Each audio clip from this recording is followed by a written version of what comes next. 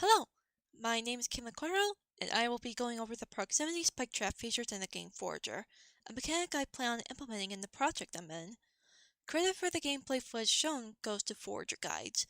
While I do not have gameplay footage myself, as I do not own the game, I still wanted to have some gameplay footage to coincide with what I had to say, as I felt like that would be the easiest way for me to present my information.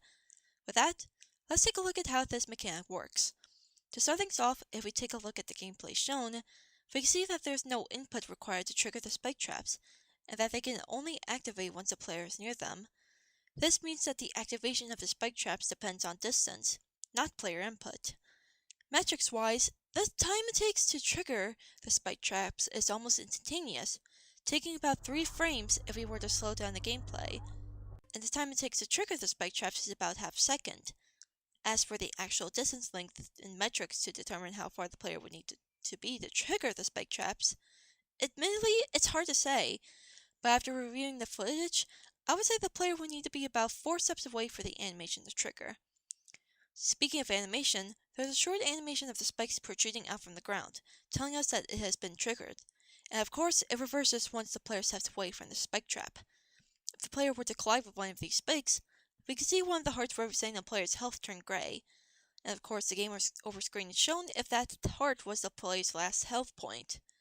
Of course, it is only when the player rolls across the spike traps that they don't take any damage. Now here's a question that may have popped up while analyzing this mechanic. How does this connect to Forager and the gameplay loop it has to offer? While Forager is an open world survival game, there are plenty of puzzles that the player comes across that they would need to overcome. In this example, there's an island with spike traps surrounding 4 chests the players would need to get past to access the chests.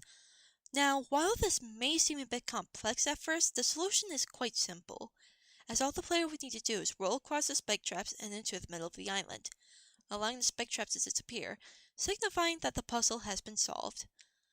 In conclusion, Forager Spike Trap is simple yet effective, being only triggered when the player is near them, allowing the player time to avoid them, and only really punishing them when the player is on top of one of these spike traps.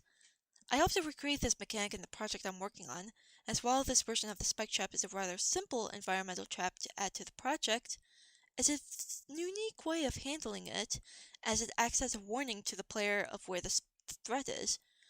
It also allows the player to memorize where the spike traps are, and be wary of their surroundings, as the spikes still disappear if the player steps away from them.